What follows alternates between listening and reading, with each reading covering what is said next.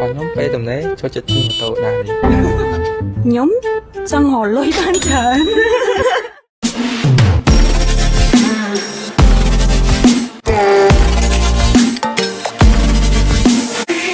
okអញ្ចឹងដំបូងអូនអាចណែនាំខ្លួនតិចនេះម្ដងជាសួរអ្នកគ្នាខ្ញុំឈ្មោះវីរៈរៀន Interior ឆ្នាំទី4នៅសាកលវិទ្យាល័យភូមិន្ទវិចិត្រសិល្បៈខ្ញុំឈ្មោះយ៉ាំដាណេតមានអាយុ21ឆ្នាំសប្តាហ៍ថ្ងៃក៏រៀនឆ្នាំទី4នៅសាកលភូមិន្ទវិចិត្រសិល្បៈដូចគ្នាខ្ញុំឈ្មោះសាមសៀប៉ាអូខេហើយបងប្អូនម្នាក់បើខ្ញុំមាន3នាក់បងប្រុស2ស្រី1កូនទី1បងខ្ញុំកូនច្បងហើយខ្ញុំមានប្អូន2នាក់ដែរប្អូនផុសខ្ញុំកូនពៅហើយមានបងម្នាក់ទៀតហើយនៅពេលតនេះពួកអូនចូលចិត្តធ្វើអីសម្រាប់ខ្ញុំជាទូទៅខ្ញុំចូលចិត្តអានសភៅរបៀបសភៅប្រឡំលោកឬក៏សភៅរឿងមិនថាខ្មែរមិនថាអង់គ្លេសគឺខ្ញុំ spend time ទៅលើការអានច្រើនបើខ្ញុំពេលតនេះភាគច្រើនខ្ញុំចូលចិត្តស្ដាប់បទចម្រៀងហើយនឹង doing ធ្វើអីដែលសប្បាយអញ្ចឹងមើល social media មើលអីហើយក៏ research ខ្លះពីអីដែលចូលចិត្តចឹងដែរcòn nhóm pe tầm đấy cho chật chim tàu đài đi ថ្ងៃណាគាត់អូនមានក្តីសុបិនមិនដែរបើសិនជានៅថ្ងៃអនាគតខ្ញុំមើលឃើញកន្លែងជា professional interior មួយហើយក៏ចង់ធ្វើជា business man មួយដែរខ្ញុំចង់រកលុយបានច្រើន Yeah we have the same goal our goal main ហ្មងគឺថាចង់រកលុយបានច្រើនចង់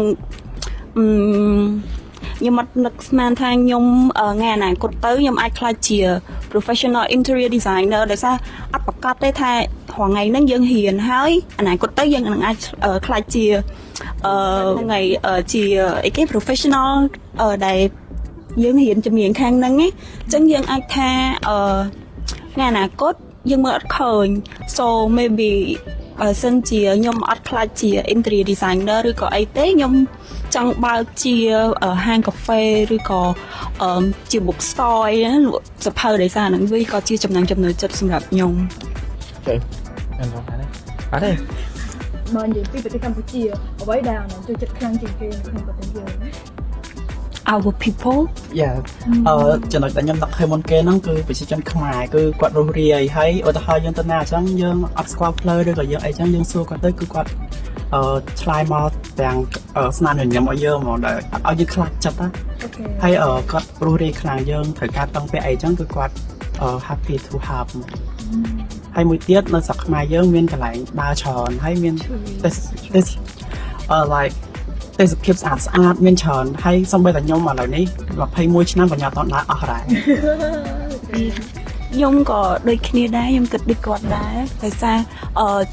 នៅភ្នំពេញយើងមិនថាមិនតែនៅភ្នំពេញទេសូម្បីតែនៅតាមខេត្តនានាគឺមានកន្លែងទេសចរច្រើនដូចអ្វីដែលពិសេសយើងជាងគេហ្នឹងសូម្បីតែភ្ញៀវអន្តរជាតិក៏គាត់ស្គាល់ដែរជាពិសេសគឺប្រាសាទអង្គរវត្តយើងគឺ main attraction ហ្មងអញ្ចឹងបើស្នេហ៍សួរបងជាដំបូងខ្ញុំសូមជម្រាបសួរហើយនាងខ្ញុំឈ្មោះបនសុរីខ្ញុំរត់មានរយៈពេល4ឆ្នាំហើយជាមួយក្រុមស៊ូជាក្រុមគ្រីស្ទានដំបូងគេដែលនៅកម្ពុជាយើងមួយបងរងថ្ងៃខ្ញុំជាសិស្សចប់ពី12ត្រៀមចូលសាកលបងអូខេមាននៅក្នុងគ្រួសាររបស់ខ្ញុំមានបងប្អូនចំនួន5នាក់ខ្ញុំជាកូនទី3អូខេសម័យហ្នឹងអនាគតខ្ញុំចង់មានក្តីសម័យអនាគតសម្រាប់អនាគតរបស់ខ្ញុំចង់ក្លាយជា nurse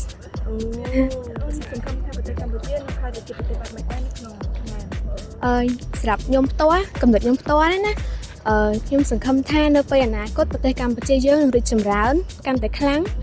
ខាងវិស័យបច្ចេកវិទ្យា 0.4 ហើយនឹងការកសាងប្រទេសកម្ពុជាហើយនឹងការបណ្ដុះបណ្ដាលធនធានមនុស្សឲ្យកាន់តែច្រើនដើម្បីកសាងប្រទេសយើងដូចនៅប្រទេសពួកលោកខាងលិចដែរចា៎សូមអរគុណ